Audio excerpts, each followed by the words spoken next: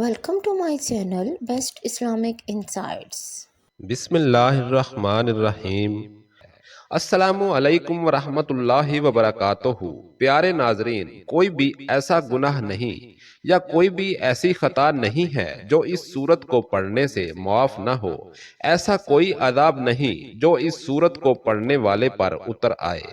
تو آئیے ناظرین، پیارے نبی حضرت محمد صلی اللہ علیہ وآلہ وسلم کی زندگی کے چند حسین واقعات آپ کی پیش نظر کرتے ہیں تاکہ ہم سب بہن بھائیوں کا ایمان تازہ ہو جائے اور ہم زیادہ سے زیادہ فائدہ اٹھا سکیں۔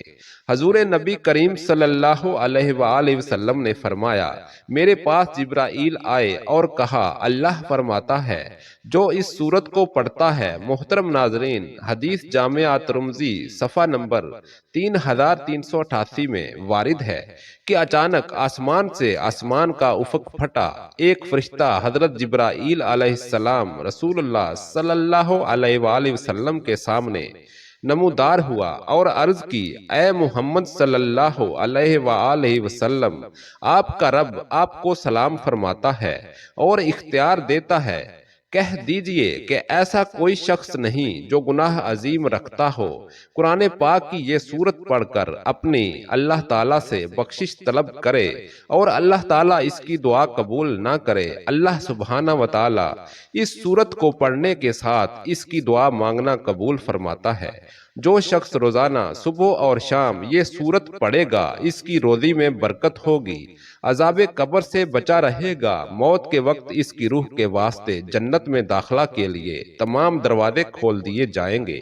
تو ناظرین، آج ہم آپ کو قرآن پاک کی ایسی عظیم سورت کے بارے میں بتانے جا رہے ہیں کہ جو شخص اس سورت کی تلاوت کرتا ہے، اس کا کوئی ایسا گناہ نہیں جو اس سورت کے پڑھنے سے معاف نہ ہو، اور ایسا کوئی عذاب نہیں جو اس سورت کو پڑھنے پر اس پر آئے۔ محترم ناظرین، حضرت ابن عباس رضی اللہ تعالی عنہ فرماتے ہیں کہ ہم رسول کریم صلی اللہ علیہ وآلہ وسلم کے ساتھ بیٹھے تھے اور آپ صلی اللہ علیہ وآلہ وسلم کے ساتھ حضرت جبرائیل امین سرگوشی فرما رہے تھے کہ اتنے میں آسمان کا افق پھٹا اور حضرت جبرائیل امین علیہ السلام سکڑ گئے اور ان کا بعض جسم بعض کے ساتھ داخل ہونے لگا اور وہ زمین کے ساتھ مل گئے۔ بس اچانک ایک اور فرشتہ رسول کریم صلی اللہ علیہ وآلہ وسلم کے سامنے نمودار ہوا اور عرض کی، اے محمد صلی اللہ علیہ وآلہ وسلم، آپ کا رب آپ کو اختیار دیتا ہے کہ آپ صاحب حکومت نبی بنے یا عبادت گزار بندہ۔ رسول اللہ صلی اللہ علیہ وآلہ وسلم نے فرمایا، اسی وقت حضرت جبرائیل امین علیہ السلام نے اپنے ہاتھ کے ساتھ اشارہ کیا کہ پستی اختیار کی جائے۔ بس میں نے پہچانا کہ یہ مجھے نصیحت کر رہے ہیں۔ میں نے کہا، عبادت گزار نبی بننا چاہتا ہوں۔ بس وہ فرشتہ آسمان کی طرف چڑھ گیا۔ پھر میں نے کہا، اے جبرائیل، تم سے اس کے متعلق پوچھنا چاہتا تھا، مگر جب میں نے تیرا حال دیکھا تو اپنے آپ کو روک لیا۔ اے جبرائیل، یہ کون تھا؟ عرض کیا، اسرافیل علیہ السلام تھے۔ جس دن سے اللہ تعالیٰ نے انہیں پیدا فرمایا، تب سے یہ خدا تعالیٰ کے حضور سب بستہ کھڑے ہیں اور خدا تعالیٰ کے سامنے کبھی نظر نہیں اٹھائی۔ اس کے اور رب تعالیٰ کے درمیان نور کے 70 حجاب ہیں، کوئی نور بھی ایسا نور نہیں مگر جب یہ اس کے قریب ہو جائے تو جل جائے۔ لوح محفوظ اس کے سامنے ہے۔ جب اللہ تعالیٰ آسمان میں یا زمین میں کسی شے کو حکم دیتے ہیں تو لوح محفوظ بلند ہو جاتی ہے، پس یہ اپنی پیشانی کو حرکت دیتا ہے اور اس میں نظر کرتا ہے۔ اگر تو وہ حکم میرے متعلق ہو تو یہ مجھے حکم دیتا ہے، اور میکائیل علیہ السلام کے متعلق ہو تو اسے حکم دیتا ہے، اور اگر ملک الموت حضرت عزرائیل علیہ السلام کے متعلق ہو تو اسے حکم دیتا ہے۔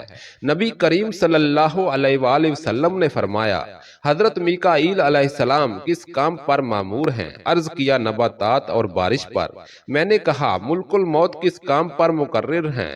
عرض کیا، روح کے قبض کرنے پر۔ حضرت جبرائیل امین علیہ السلام نے عرض کی، میں نے گمان کیا اسرافیل علیہ السلام کے اترنے کے متعلق کہ قیامت قائم ہونے کا وقت آن پہنچا ہے، اور آپ نے جو میرا حال دیکھا تھا یہ قیامت قائم ہونے کے خوف سے تھا کہ شاید حضرت اسرافیل علیہ السلام آپ صلی اللہ علیہ وآلہ وسلم کے پاس قیامت قائم ہونے کی اطلاع دینے کے لیے نازل ہوئے ہیں۔ بحوالہ حدیث طبرانی کبیر، ایک شخص حضرت علی کرم اللہ وجہ الکریم کے پاس آیا اور اس نے حضرت علی رضی اللہ تعالی عنہ سے ایک بہت ہی عجیب سوال کیا۔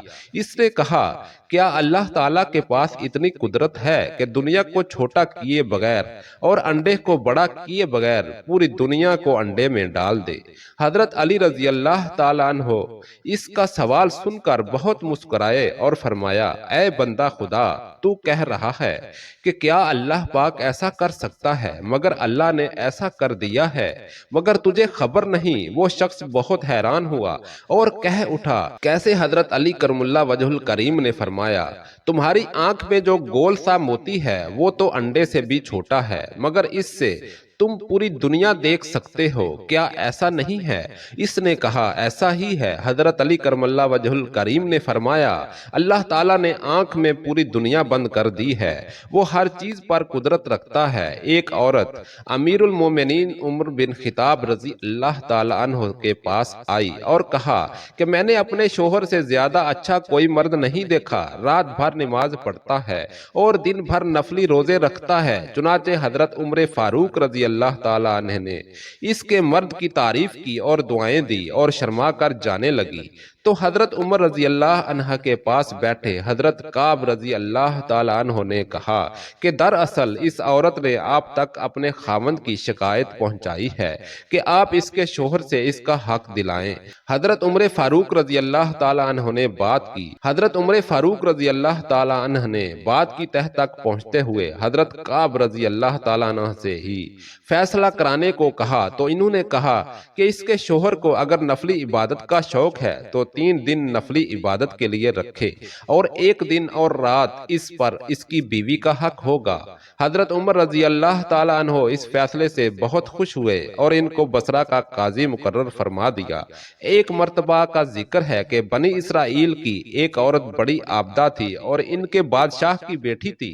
ایک شہزادے نے اس سے منگنی کی درخواست کی تو اس لڑکی نے نکاح سے انکار کر دیا اور پھر ایک ملازمہ سے کہا کہ میرے لیے ایک عابد زاہد اور نیک آدمی تلاش کرو جو فقیر ہو۔ وہ ملازمہ عابد اور زاہد کی تلاش میں نکلی اور ایک عابد زاہد کو لے کر اس شہزادی کی خدمت میں حاضر ہوئی۔ شہزادی نے اس سے پوچھا، اگر تم مجھ سے نکاح کرنا چاہتے ہو تو میرے ساتھ قاضی کے پاس چلو۔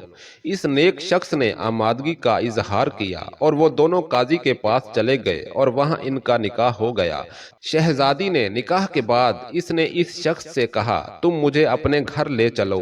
وہ بولا کہ اس کمبل کے سوا کوئی چیز میری ملکیت نہیں ہے، میں اسے رات کے وقت اوڑھتا ہوں اور دن میں پہنتا ہوں۔ شہزادی نے کہا، میں تیرے حال پر راضی ہوں، اور یہ کہہ کر شہزادی اس نیک شخص کے ساتھ چلی۔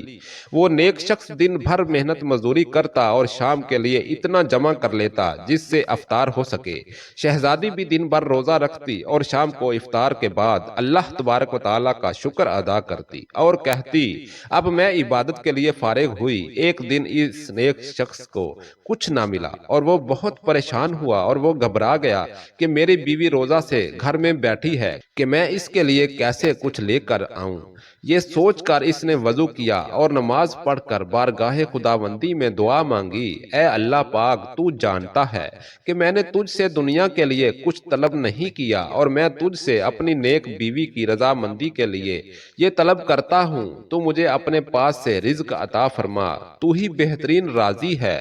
اسی وقت آسمان سے ایک موتی گرا۔ وہ نیک شخص اس موتی کو لے کر اپنی بیوی کے پاس گیا اور جب اس کی بیوی نے وہ موتی دیکھا تو ڈر گئی اور کہنے لگی، تم یہ موتی کہاں سے لائے ہو؟ اور ایسا بیش قیمت موتی تو میں نے اپنے باپ کے پاس بھی نہیں دیکھا۔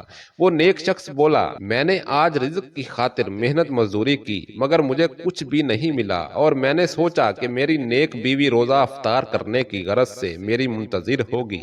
اور میں خالی ہاتھ گھر واپس کیسے لوٹوں؟ میں نے اللہ تعالیٰ کی بارگاہ اقدس میں دعا مانگی اور اللہ تعالیٰ نے آسمان سے میرے لیے یہ موتی نازل فرما دیا۔ شہزادی بولی تم اس جگہ جاؤ جہاں تم نے اللہ تعالیٰ سے دعا مانگی تھی اور گرہ زاری کے ساتھ بارگاہ خداوندی میں یوں دعا کرو، اے اللہ تعالیٰ، اے میرے مالک و خالق، اگر تو نے یہ موتی ہمیں دنیاوی رزق کے طور پر عطا فرمایا ہے تو اس میں ہمیں برکت دے، اور اگر آخرت کے ذخیرہ میں سے عطا فرمایا ہے تو اسے واپس لے لے۔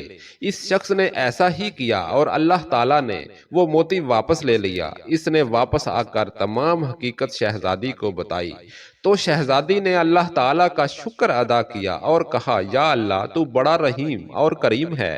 حضرت عبداللہ ابن عباس رضی اللہ تعالیٰ عنہ سے مروی ہے، فرماتے ہیں حضور نبی کریم صلی اللہ علیہ وآلہ وسلم نے فرمایا میری امت کی عورتوں میں سب سے افضل ترین عورت وہ ہے جو اپنے شوہر کے ساتھ حسن سلوک سے پیش آئے اور اپنے شوہر کی عزت کرے۔ اب حضرت عائشہ رضی اللہ تعالیٰ عنہ فرماتی ہیں کہ جب حضرت علی رضی اللہ تعالیٰ عنہ ہمارے گھر آتے تو میرے بابا ابو بکر صدیق رضی اللہ تعالیٰ عنہ سارے کام چھوڑ کر ہمارے گھر آ جاتے اور حضرت علی رضی اللہ تعالیٰ عنہ کا چہرہ دیکھتے تو میں کہتی بابا آپ ہمارے گھر آتے ہو اور چہرہ علی کا دیکھتے رہتے ہو، اس کی کیا وجہ ہے؟ تو میرے بابا حضرت ابو بکر صدیق رضی اللہ تعالیٰ عنہ نے کہا بیٹی غلطی نہ کرو، میں نے اپنے کانوں سے سنا ہے کہ رسول اللہ صلی اللہ علیہ وآلہ وسلم فرماتے ہیں کہ علی کا چہرہ دیکھنا عبادت ہے۔ رسول اللہ صلی اللہ علیہ وآلہ وسلم نے فرمایا کہ خواب میں میرے پاس میرے رب کا ایک آنے والا فرشتہ آیا، اس نے مجھے خبر دی۔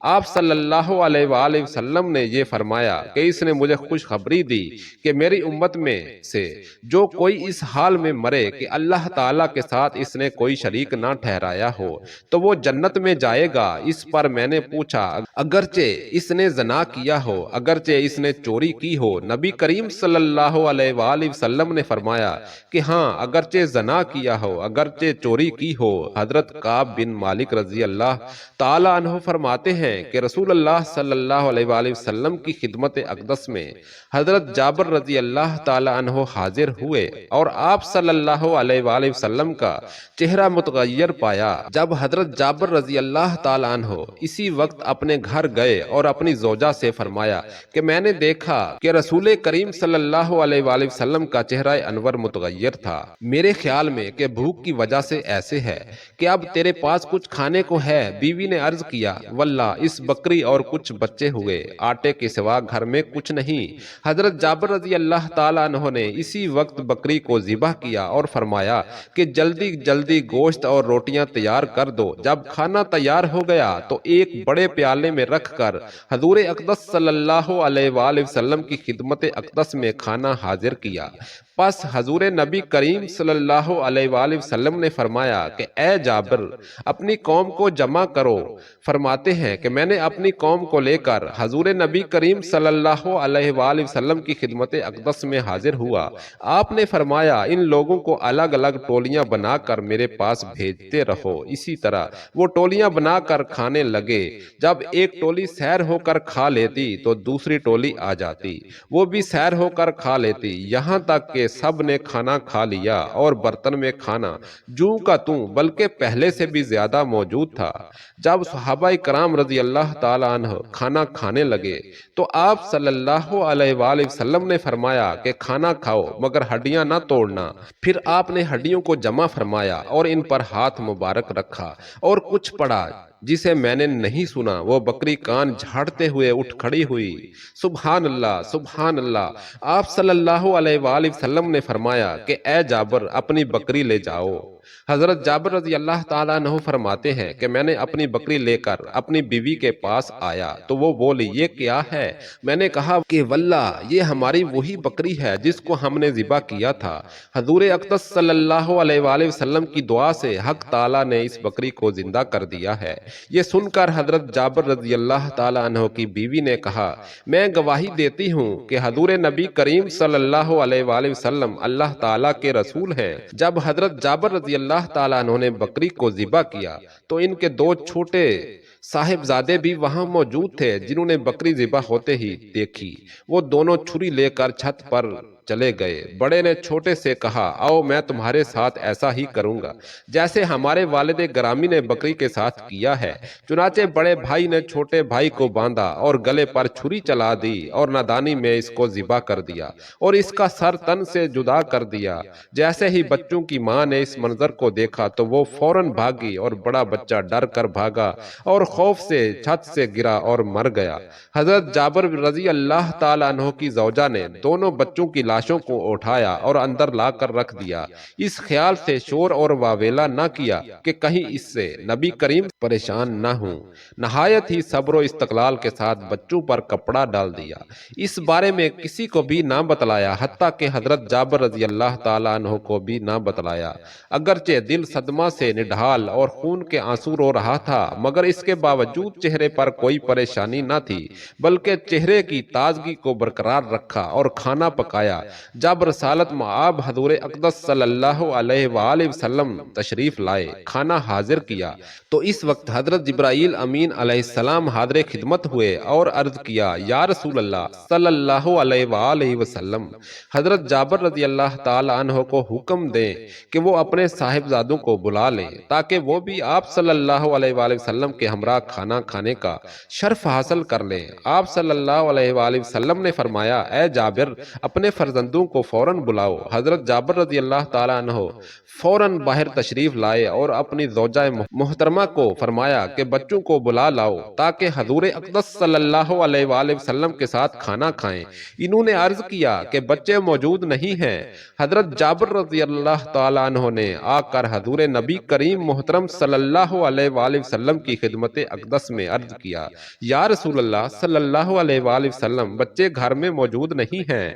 اس پر نبی کریم صلی اللہ علیہ وآلہ وسلم نے فرمایا کہ اے جابر، اللہ تعالیٰ کا حکم ہے کہ جلدی بچوں کو بلا لاؤ۔ حضرت جابر رضی اللہ تعالیٰ عنہ دوبارہ اپنی زوجہ محترمہ کے پاس آئے اور فرمایا کہ اللہ تعالیٰ کا حکم ہے، اس لیے بچوں کو جہاں بھی ہیں جلد بلا لاؤ۔ بچوں کی ماں جو پہلے ہی غم سے نڈھال تھی، آنسو کے سمندر کو آنکھوں میں سمائے ہوئے صبر و استقلال اور حوصلے کے ساتھ حضور پر نور رحمت عالم صلی اللہ علیہ وآلہ وسلم کی دعوت کر رہی تھی۔ اس نے جب یہ سنا تو آنسو کا وہ سمندر جو بڑی مشکل سے رکا ہوا تھا وہ آنکھوں سے جھلک پڑا۔ روتے ہوئے عرض کیا کہ میں اپنے بچوں کو نہیں بلا سکتی۔ حضرت جابر رضی اللہ تعالیٰ عنہ فرماتے ہیں کہ روتی کیوں ہو، کیا بات ہے؟ آپ حضرت جابر رضی اللہ تعالیٰ عنہ کو کمرے کے اندر لے گئیں اور دونوں شہزادوں کی لاشوں سے چادر ہٹائی اور عرض کیا، یہ کب کہ اس دنیا سے جا چکے ہیں، میں تو آپ صلی اللہ علیہ وآلہ وسلم کے آرام کی خاطر بڑے حوصلے اور صبر سے یہ سب کچھ برداشت کر کے خدمت نبی اکرم صلی اللہ علیہ وآلہ وسلم سے اپنی آخرت سنوار رہی تھی۔ جب حضرت جابر رضی اللہ تعالیٰ عنہ نے یہ منظر دیکھا تو ان کی آنکھوں سے آنسو جاری ہو گئے، کیونکہ اس سے پہلے آپ رضی اللہ تعالیٰ عنہ اس حال سے بے خبر تھے۔ دونوں شہزادوں کو اٹھایا اور حضور اقدس صلی اللہ علیہ وآلہ وسلم کی خدمت میں حاضر ہو کر سارا ماجرا عرض گزار کر دیا۔ جو ہی حضرت جابر رضی اللہ تعالیٰ عنہ نے دونوں صاحبزادوں کی لاشوں کو حضور اقدس صلی اللہ علیہ وآلہ وسلم کے قدموں میں رکھا تو سارا گھر غم زدہ ہو گیا اور ماں کی ممتا جو پہلے آداب حضور اقدس صلی اللہ علیہ وآلہ وسلم اور آرام احمد مجتبیٰ صلی اللہ علیہ وآلہ وسلم کے لیے خاموش تھی، زارو قطار رونے لگی۔ اللہ تعالیٰ نے حضرت جبرائیل امین علیہ السلام کو حکم دیا کہ جاؤ میرے محبوب کبریا صلی اللہ علیہ وآلہ وسلم کی خدمت میں حاضر ہو کر میرے پیغام دو کہ اے محبوب دعا آپ فرمائیں، ان کو زندہ ہم کر دیں گے۔ چنانچہ حضور نبی محترم صلی اللہ علیہ وآلہ وسلم نے اپنے دستے مبارک دعا کے لیے بلند کیے، ابھی ہاتھ واپس نہ آئے تھے کہ دونوں شہزادے زندہ ہو کر اٹھ کھڑے ہوئے۔ وہ گھر جو پہلے دونوں صاحبزادوں کی موت سے افسردہ تھا اور غم زدہ تھا، اب خوشی سے پھولے نہ سما رہا تھا۔ حضور اقدس صلی اللہ علیہ وآلہ وسلم نے دونوں شہزادوں کے ساتھ مل کر کھانا تناول فرمایا۔ سبحان اللہ، سبحان اللہ۔ پیارے ناظرین، اب بات کرتے ہیں آج کے وظیفہ کے بارے میں۔ آخر وہ وظیفہ کیا ہے جس کو پڑھنے سے ہمیں اللہ تبارک و تعالی جیسے بھی گناہ ہوں، جیسی بھی خطا ہو، اللہ تبارک و تعالی ہمیں معاف فرما دے گے۔ یعنی ہماری مغفرت کر دیں گے، چاہے کبیرہ گناہ ہو یا صغیرہ، اللہ تمام گناہوں کو معاف فرما دے گا۔ وقت کی نزاکت کو مد نظر رکھتے ہوئے آپ کو قرآن کی اس خوبصورت صورت کے بارے میں بتاتے ہیں کہ جس کے بارے میں حضور صلی اللہ علیہ وآلہ وسلم نے فرمایا کہ میرے پاس جبرائیل امین آئے اور عرض کی کہ جو اس صورت کی تلاوت کرتا ہے اللہ تعالیٰ اس کے تمام گناہ معاف فرما دیتے ہیں، اس کی دعا کو قبول فرماتا ہے، اس پر کوئی عذاب نہیں آتا، اس کی تمام دعائیں قبول کی جاتی ہیں، اور جو شخص صبح و شام اس صورت کی تلاوت کرتا ہے اس کی روزی میں برکت ہوگی، عذاب قبر سے بچا رہے گا، موت کے وقت اس کی روح کے واسطے جنت میں داخلے کے لیے تمام دروازے کھل جائیں گے۔ تو پیارے ناظرین، وہ سورت واقعہ ہے۔ اس سورت کو پڑھنے کے لیے آپ نے سب سے پہلے وضو کرنا ہے۔ وضو کر کے ایک مرتبہ آپ نے حضور پاک صلی اللہ علیہ وآلہ وسلم کی ذات مبارکہ پہ درود پاک کا نذرانہ پیش کرنا ہے۔ ایک مرتبہ ثواب کے لیے میرے ساتھ بھی درود پڑھ لیجئے۔ اللہم صلی علی محمد وعلی آل محمد کما صلیت علی ابراہیم وعلی آل ابراہیم انکا حمید مجید۔ اللہم بارک علی محمد وعلی آل محمد کما بارکت علی ابراہیم وعلی آل ابراہیم انکا حمید مجید۔ پیارے ناظرین، درود پاک پڑھنے کے بعد آپ نے سورت واقعہ کی ایک مرتبہ تلاوت کرنی ہے، اور اس سورت کو اگر آپ صبح شام پڑھنا چاہیں تو صبح شام بھی پڑھ سکتے ہیں، ورنہ اگر آپ اس سورت کو روزانہ رات کو سوتے وقت پڑھنے کا معمول بنا لیں تو ایسا کوئی گناہ نہیں جو اس سورت کے تلاوت کرنے سے معاف نہ ہو، اور ایسا کوئی عذاب نہیں جو اس سورت کی تلاوت کرنے سے پڑھنے والے پر آئے۔ یہ سورت اپنے پڑھنے والے کے لیے سفارشی بن کر آتی ہے اور اللہ تعالیٰ سے اس کی بخشش کروا کر لے جاتی ہے۔ اس سورت کے تلاوت کرنے والے کے لیے قبر کی منزلیں آسان کر دی جاتی ہیں، اور یہ سورت اپنے پڑھنے والے کو اللہ تعالیٰ کی بارگاہ میں بخشوانے کے لیے حاضر ہو جاتی ہے، حتیٰ کہ تلاوت کرنے والے کو بخشوا لیتی ہے۔ اس سورت کی روزانہ تلاوت کرنے والے کے لیے عذاب قبر سے اس کو نجات دے دی جاتی ہے، اور موت کے وقت اس کی روح کے واسطے جنت میں داخلے کے لیے تمام دروازے کھول دیے جاتے ہیں۔ سبحان اللہ۔ تو پیارے ناظرین، آپ نے اس سورت کی تلاوت کا معمول بنانا ہے تاکہ آپ کی دنیا اور آخرت سنور جائے، اور دنیا و آخرت کی اور قبر کی منزلیں آسان ہو سکیں۔ اللہ تبارک و تعالیٰ سے کہ اللہ تبارک و تعالیٰ نیکی کی بات کو سننے، سمجھنے اور اس پر عمل کرنے کی توفیق عطا فرمائے۔ اللہ تبارک و تعالیٰ سے دعا ہے کہ ہمارے جتنے بھی بھائی پریشان ہیں، میرے مالک ان کی پریشانیاں دور فرمائے، اور جو بھی بھائی بیمار ہیں اللہ ان کو صحت یابی عطا فرمائے۔ اللہ تبارک و تعالیٰ تمام امت مسلمہ پر اپنا رحم، اپنا کرم اور اپنا فضل کرے۔ آمین یا رب العالمین۔